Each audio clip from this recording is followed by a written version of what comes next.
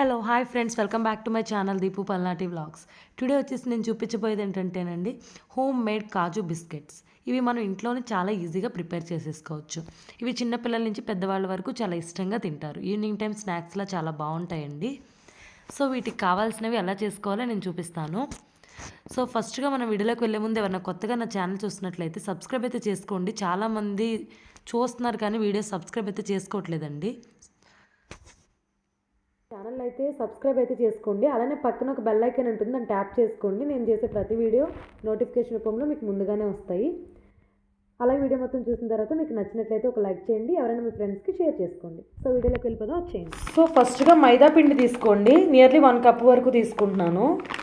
కొంచెం పెద్ద size cup ఇలా చూపిస్తున్నాను చూడండి, ఇంత తీసుకున్నాం. మనం వచ్చేసి వాము వేసుకుందాం.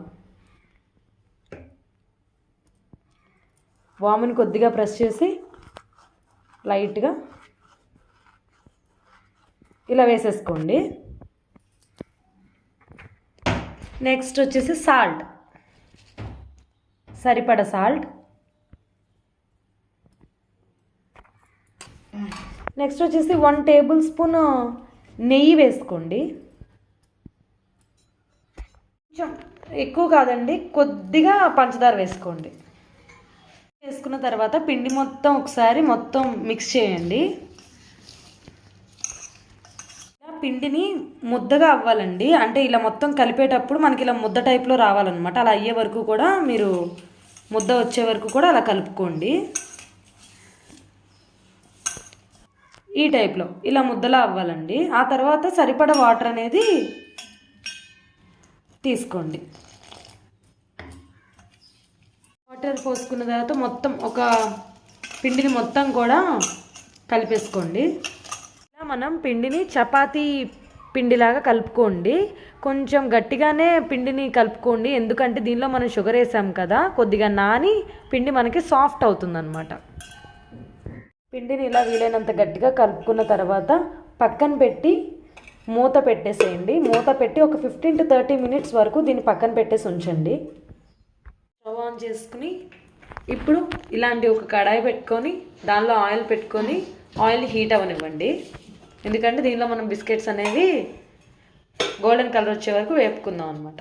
ఇప్పుడు మనం పిండిని ఒక 25 minutes వరకు ఇలా పక్కన పెట్టి ఉంచాం కదండి. ఇప్పుడు తీసుకుని దీనిలో కొద్దిగా పోర్షన్ తీసుకొని ఇంక ఇదిగోండి ఇలా తీసుకున్న తర్వాత కొద్దిగా ఈ పిండి, మామూలు పిండి ఉంటుంది కదా, అది ఇలా జల్లుకుంటూ దీన్ని మందంగానే మనం రోల్ చేసుకోవాలి. దీన్ని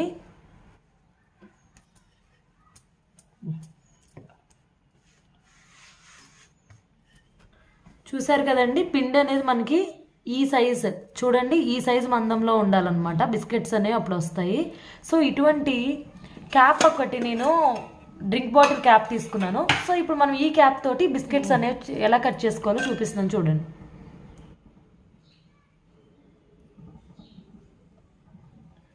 సో చూస్తున్నారు కదా, ఈ రకంగా అయితే మనకు బిస్కెట్స్ అనేవి ఇలా వస్తాయి అన్నమాట. ఇంకా అలా కట్ చేసేసుకోవడమేనండి. డ్రింక్ బాటిల్ క్యాప్ ఉంటుంది కదా, షార్ప్గా ఉండేది, అది తీసుకుని ఇంక ఈ రకంగా బిస్కెట్స్ అనేవి వస్తాయి మనకి. బిస్కెట్స్ అనేవి ఇలా రెడీ అయ్యాయి. హీట్ అయిన ఆయిల్లో ఇప్పుడు మనం ఈ బిస్కెట్స్ అనేవి వేసుకుందాం. వీటిని గోల్డ్ కలర్ వచ్చే వరకు కూడా ఫ్రై చేసుకోవాలి ఆయిల్లో.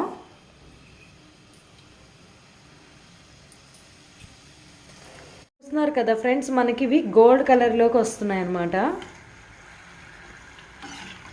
ఇంక పక్కకు తీసేసుకుందాం. జస్ట్ పేపర్ వేసాను, ఎందుకంటే ఆయిల్ అనేది పీల్చుకుంటుందని చెప్పేసి.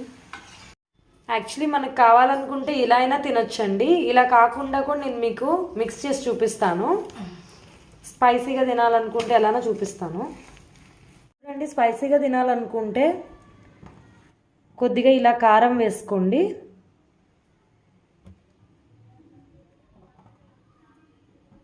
కారం, అలానే కొంచెం లైట్గా సాల్ట్, అలానే చాట్ మసాలా ఉంటుంది కదా, సో కొంచెం చాట్ మసాలా వేసుకున్న తర్వాత ఇప్పుడు వీటిని ఇలా మనం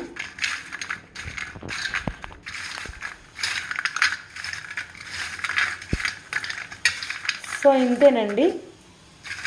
వీటిని ఆరిన తర్వాత ఎయిర్ టైట్ కంటైనర్లో వేసుకొని ఉంచుకుంటే ఒక 1 మంత్ వరకు మనకి నిల్వ ఉంటాయండి బిస్కెట్స్. ఇవి హోమ్ మేడ్ బిస్కెట్స్ 1 మంత్ వరకు నిల్వ అయితే ఉంటాయి మనకి. చిన్నపిల్లలు చాలా అంటే చాలా ఇష్టంగా తింటారు. సో చాలా ఈజీగా రెడీ అయిపోయాయి కదా. బట్ వీటిని ఆరిపోయిన తర్వాత మాత్రమే ఎయిర్ టైట్ కంటైనర్లో పెట్టుకోండి. ఆరక ముందు కాదు, మొత్తం ఆరిపోవాలి. బిస్కెట్స్ అనేవి పూర్తిగా ఆరిపోయిన తర్వాతే మీరు స్టోర్ చేసుకోండి. Okay, bye friends. I hope you all like this video. See you in the next vlog. Take care.